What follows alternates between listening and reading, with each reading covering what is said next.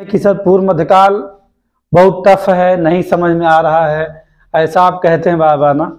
देखिए, कोई भी चैप्टर हो, खासकर प्राचीन भारत में, प्राचीन भारत की स्थिति ऐसी है कि उसमें जो भी चैप्टर हैं टफ ही हैं, आसान नहीं हैं। कुछ चैप्टर बहुत आसान लगते हैं लेकिन आसान बनाने का प्रयास किया जाता है। या तो कोरी कहानियाँ सुनाई जाए जो जिनका कोई मतलब नहीं होता, बहुत ज़्यादा कहानियाँ सुनाई जाए और आपको उसमें क्वेश्चन ना मिले तो कोई मतलब नहीं है आपके लिए। जैसे आप जब पूर्व मध्यकाल को पढ़ते हैं, पूर्व मध्यकाल वास्तव में शुरू कहाँ होगा, जब किसकी डेथ हो जाएगी। हर्षवर्धन 647 ईस्वी में जब उसकी मृत्यु हो जाएगी तो हमारे यहाँ सामंतवाद का उदय होगा। आप इसके पहले क्लास में आप इन सब बातों देख चुके हैं, सुन चुके हैं मुझसे, मैं लेक्चर दिया हूँ उस पर। उसके मृत्यु के बाद यहाँ छोटे जब सामंतवाद का उदय होगा तो हमारे यहाँ जो एक साम्राज्य था कभी संपूर्ण भारत में, वह साम्राज्य बिखर गया। कहाँ? राज्य के अंदर राज्य बन गया, छोटे छोटे राज्यों का उद्भव हो गया, जिसे डॉक्टर ईश्वरी प्रसाद ने कहा कि राज्य के अंदर राज्य का निर्माण हो गया। अब उन राज्य के अंदर राज्य के निर्माण, उन सामंतों की कहानी को पढ़ने के लिए जानना पड़ेगा दो पार्ट, एक क्या दक्षिण भारत, एक उत्तर भारत। तो हम लोग इस समय किसे पढ़ रहे हैं? उत्तर भारत को। उत्तर भारत अगर देखा जाए तो फुली किसका है? पूरी तरह राजपूतों का है। इसे पूर्व मध्यकाल को क्या कहा जाता है? मध्यकालीन इतिहास, मध्यकाल का भारत और प्राचीन भारत दोनों के मध्य का संक्रमण काल क्या है? पूर्व मध्यकाल है। ये आपको मैंने पहले ही बताया है कि प्राचीन भारत से ही अगर पूर्व मध्यकाल में आप जाएंगे तो पूर्व मध्यकाल आपको क्या करेगा? आपको अंतरित कर देगा कहाँ? मध्यकालीन भारत में, यानी मध्यकाल के इतिहास में आपको लेके चला जाएगा, ये अंतरित कर देगा। तो इसमें एक बात ये रही कि पूर्व मध्यकाल में जिन राजपूतों की चर्चा की जाती है उन्हें हम अगर उत्तर भारत में सबके सब हैं, इन उत्तर भारत में चारों राजपूत जो इनकी चर्चा करें तो गुर्जर प्रतिहार और चौहान, परमार, चालुक्य, इनके बारे में कहा जाता है कि चंद्रबरदाई और जगनिक के द्वारा लिखा गया आला खंड है ना, उन सबों जगह है बताया गया है क्या कि राजपूतों की उत्पत्ति कहाँ से हुई है? वशिष्ठ द्वारा माउंट आबू पर किए गए यज्ञ कुंड से। उस यज्ञ कुंड की रक्षा करने के लिए यह कुंड में हाड़ मांस बहुत सारे लोग जो असुर लोग थे फेंकते रहे, डालते रहते थे, यज्ञ नष्ट ना हो, इसलिए गुरु वशिष्ठ ने 4 राजपूतों की उत्पत्ति किया। वो कौन है? गुर्जर, प्रतिहार, चौहान, परमार और चालुक्य। इनको जो है उत्पत्ति की। उनमें से आप किसे पढ़ रहे हैं? गुर्जर प्रतिहार को पढ़ रहे हैं। गुर्जर प्रतिहार की अगर बात किया जाए तो हमने इस पर बात किया था आपसे पहली क्लास में। क्या हमने कहा था कि हरिश्चंद्र क्या है? इसके संस्थापक हैं। और लेकिन ये कहा जाए कि गुर्जर प्रतिहार का वास्तविक संस्थापक कौन है? तो नागभट्ट है, यानी कौन है? नागभट्ट प्रथम है।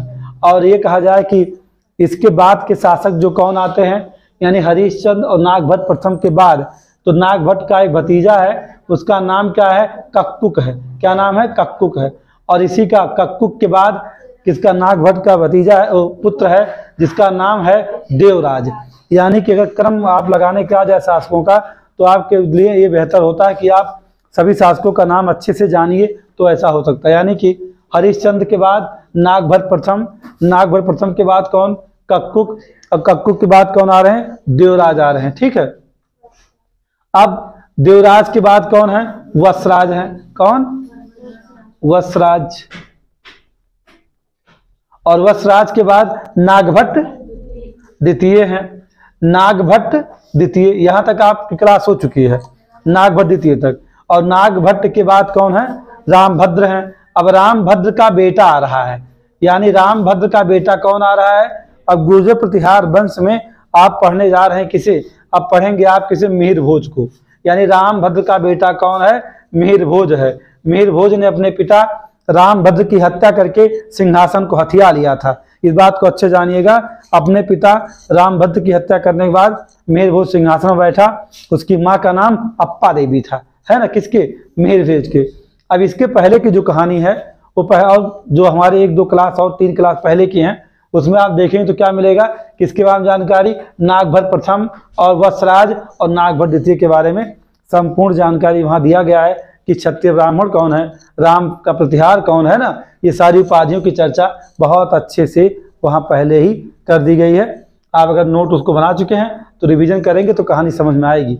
ऐसे चलती है। आप ऐसा मत कहा करिए कि सर मज़ा नहीं आ रहा है। मज़ा ऐसे आता है जब आप कर्म से चलेंगे तब। हरिश्चंद्र, फिर नागभट्ट प्रथम, नागभट्ट का भतीजा कक्कुक, और नागभट्ट का बेटा देवराज, देवराज के बेटा वत्सराज, और उसके बाद नागभट्ट द्वितीय, ठीक है, और नागभट्ट के रामभद्र, रामभद्र का बेटा आ रहा है मिहिरभोज, जिस गुर्जर प्रतिहार वंश में मिहिरभोज की कहानी सबसे ज्यादा है। सबसे कह सकते हैं कि महत्वपूर्ण शासक, कहीं सवाल पूछा जाए चाहे ना पूछा जाए, मेरे अनुसार मिहिरभोज बहुत ही महत्वपूर्ण है। कलवान रामभद्र है ना, किसके बाद नागभट्ट द्वितीय एक शासक हुआ था, किसमें, अभी आपकी हमारी बात हो रही थी। और जब आप क्रम से देखते हैं किसे गुर्जर प्रतिहार को, तो हरिश्चंद्र से लेकर के जब आपकी यात्रा कहाँ तक आती है, रामभद्र तक, तो जानते हैं रामभद्र की हत्या, यानी रामभद्र का बेटा कौन, मिहिरभोज, जिसे इतिहास में कहीं कहीं खाली क्या कहा जाता है, भोज भी कहा जाता है। उसने अपने पिता यानी मिहिरभोज ने अपने पिता रामभद्र की हत्या करके सिंहासन को हथिया लिया था। क्या, सिंहासन हथिया लिया। मिहिरभोज की मां का नाम है अप्पा देवी, ठीक, क्या नाम है, अप्पा देवी। इसके पास इसका समय की बात किया जाए तो 836 से लेकर के 885 ईस्वी तक का इसका समय है, किसका, मिहिरभोज का। एक बात ये भी होता कि मिहिरभोज जो है, इसे और क्या, इसने कोई अन्य उपाधि धारण किया है या इसे किसी अन्य नाम से हम जानते हैं, तो कौन सा। अगर आप दौलतपुर अभिलेख के साक्ष्य को देखिए तो कहता है, दौलतपुर अभिलेख कहता कि प्रभास इसकी उपाधि है, यानी मिहिरभोज का एक नाम क्या है, प्रभास है, जिसकी जानकारी हमें कहाँ से मिलती है, दौलतपुर अभिलेख से मिलती है। दूसरी उपाधि इसकी क्या है, आदि वराह की उपाधि, जिसकी जानकारी कहाँ से मिलती है, ग्वालियर अभिलेख से। आदि वराह क्यों कहा गया है, क्योंकि ये स्वयं को क्या मानता था कि मैं विष्णु का अवतार हूं। इसका प्रमाण और कहाँ मिलता है, इसके सिक्कों पर भी मिलता है। इसके सिक्कों पर वराह सिरोधारी मनुष्याकृति अंकित है। जिन जो सिक्के कैसे होते, जिन्हें सिक्कों क्या कहा गया है, द्रुम कहा गया। मिहिरभोज के सिक्कों को द्रुम कहा जाता था और उन सिक्कों पर वराह सिरोधारी मनुष्याकृति अंकित था।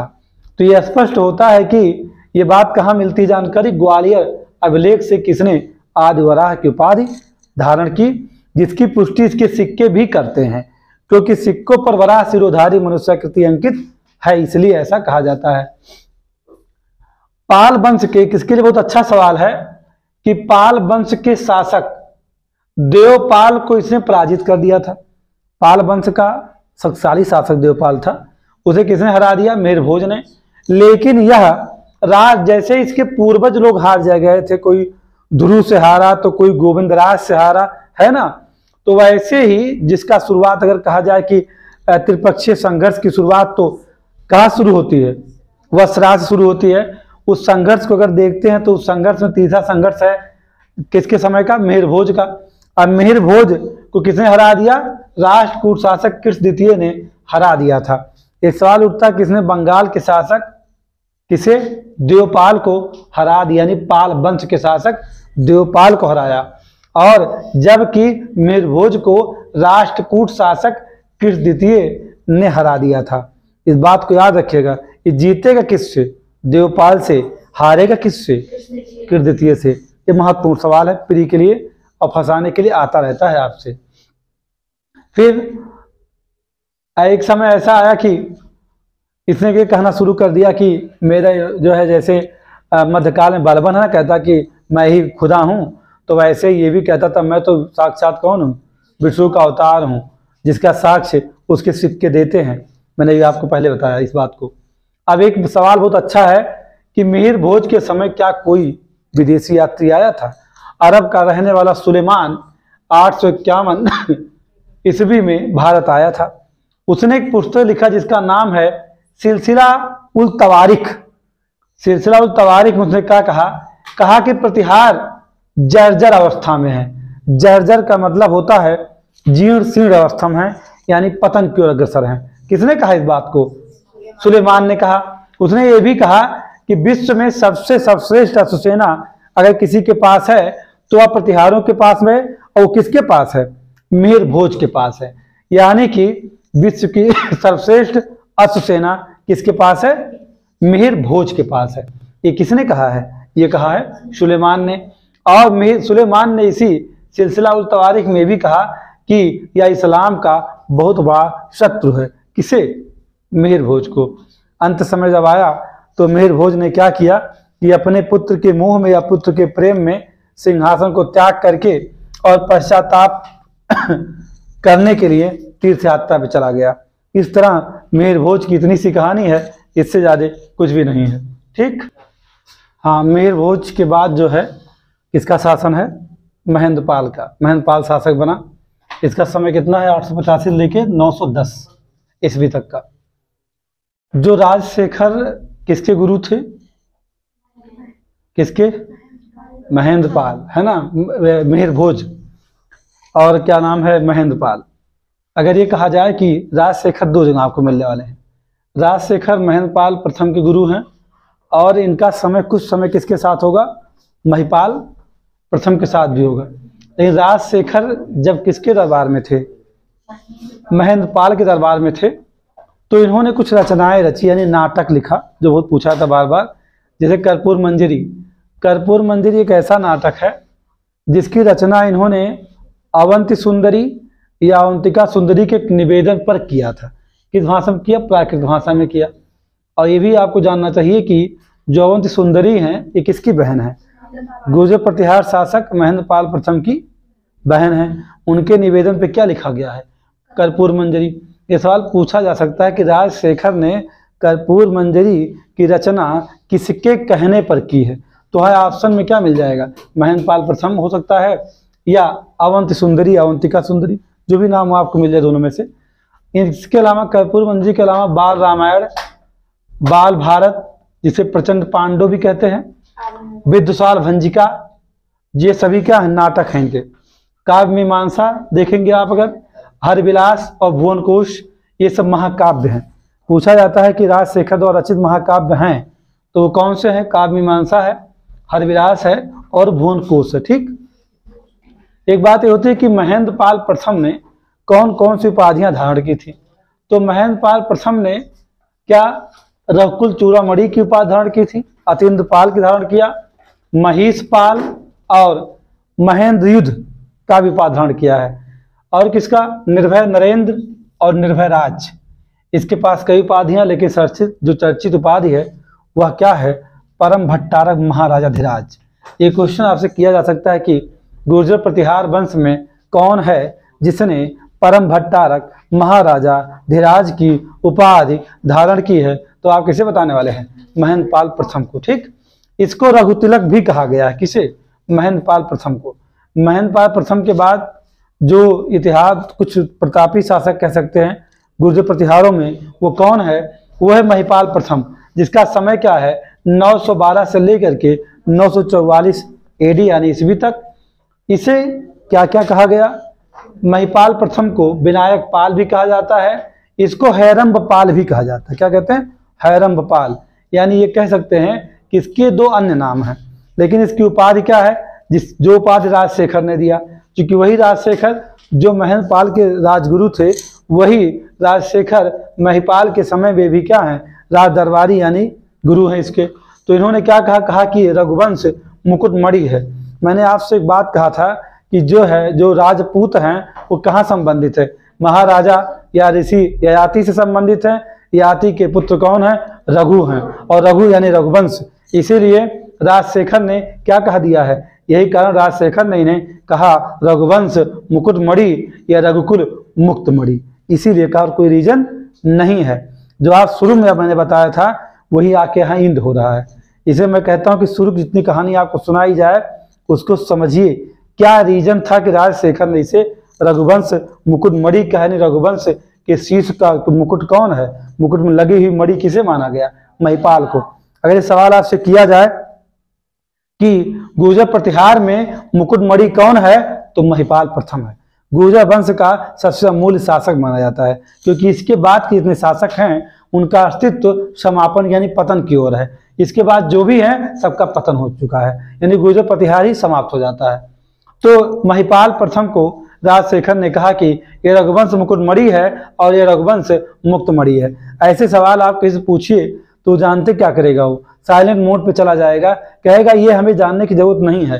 अरे ठीक है, तुम नहीं जानना चाहते हो मत जानो, लेकिन आप 30 साल का पेपर उठा के देख लीजिएगा, यूपीएससी का जो प्रीवियस ईयर पेपर हो चाहे यूपीपीसीएस का पेपर हो, आप उठा के देखिए, आप उस व्याख्या में पा सकते हैं या यूपीएससी के एक आध बार इन सवालों की चर्चा कर ली गई कि रघुवंश मुकुटमणि कौन है, ये सवाल पूछे गए हैं। ठीक है, इसके बाद आप देखते हैं क्या, अब इनका क्या है, इन्होंने महिपाल प्रथम का एक अभिलेख है जिसे कहा जाता है सास बहू का अभिलेख। ठीक, और इसी को आर्यावर्त का महाराजा धीराज कहा गया है। जैसे अब ये भी आप जानते हैं भारत का प्राचीन नाम क्या है, आर्यावर्त ही है ना। और ये भी जानिएगा जितने नामकरण किए गए हैं उनका संबंध किससे है, शासकों से ही है। इसीलिए जब गुर्जर प्रतिहार वंश का अंत हो रहा था तो ये कहा गया था कि अब गुर्जर प्रतिहार यानी संपूर्ण भारत का, या उत्तर भारत कहेंगे, संपूर्ण भारत नहीं कहेंगे, उत्तर भारत का महाराजा राज कौन है, तो कौन था, महिपाल प्रथम ही था। इसी के समय में 915 ईस्वी में बगदाद के निवासी अल मसूदी ने भारत की यात्रा की थी। जब उसने भारत की यात्रा किया तो यहाँ आने के बाद उसने क्या लिखा, मुरुज उल जहाब, उसने एक पुस्तक लिखी, ग्रंथ लिखा मुरुज उल जुहाब, जिसमें कहा क्या, कहा कि प्रतिहार वंश के जो शासक हैं वो बावरा हैं, यानी कि प्रतिहार वंश के शासकों को किसने बावरा कहा है, अल मसूदी ने, और किसने कहा है, मुरुज उल जहाब अपने पुस्तक में क्या कहा है कि प्रतिहार क्या है, प्रतिहार शासक बावरा है। एक लेखक और हैं जो क्या कन्नड़ लेखक हैं, उनका नाम पंपा है। पंपा ने क्या कहा, कहा कि जो प्रतिहार हैं वो गुर्जर राज हैं, या किसी ने क्या, मसूदी ने कहीं ये भी कहा था कि प्रतिहार का गुर्जर कौन है, अलजुज्र है। मैं पहले आपको बता चुका हूँ इसके बारे में। तो पंपा ने इसे महिपाल प्रथम को गुर्जर राज भी कहा है। महिपाल प्रथम के बाद के जो भी शासक हैं उनके बारे में जितनी जानकारियां हैं वो संदिग्ध हैं, इसीलिए उनके बारे में कोई जानकारी नहीं दी जाती है। बस हमें उनके क्रम को जानना चाहिए, क्योंकि जब कभी आपसे क्या शासकों का क्रम का सवाल होता है तो आप उसको हल कर सकें, इसलिए हमने आपको बता दिया है कि महिपाल प्रथम के बाद महेंद्रपाल द्वितीय शासक बनेंगे, और महेंद्रपाल द्वितीय के बाद विजयपाल शासक बनेंगे। अब विजयपाल के बाद आएंगे राज्यपाल। ये वही राज्यपाल है जिसके समय में महमूद गजनवी ने कन्नौज पर आक्रमण किया था। एक सवाल बनता है कि गुर्जर प्रतिहार वंशीय वह कौन सा शासक है जिसके समय में कन्नौज पर महमूद गजनवी ने आक्रमण किया था, वो है राज्यपाल।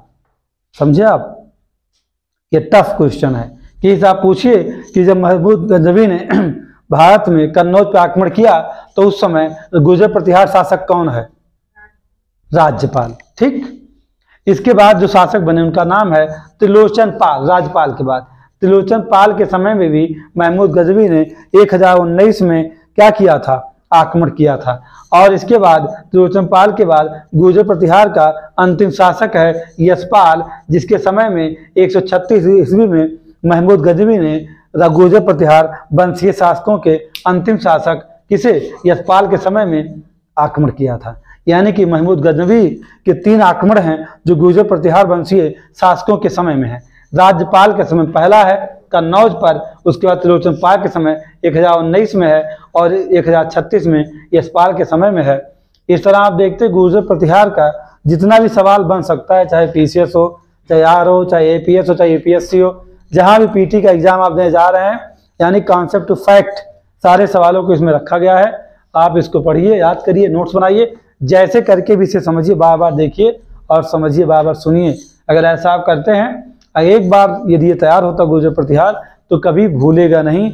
इससे ज़्यादा क्वेश्चन इस पूर्व मध्यकाल में गुर्जर प्रतिहार वंश से नहीं बनता है। अगर आप इतनी जानकारी रखते हैं तो कभी भी 2036 तक भी ये सवाल आपसे गलत नहीं होंगे। अगर आपको एग्जाम 2030-36 तक भी देना पड़े तो भी आपको प्रॉब्लम नहीं है। ठीक है।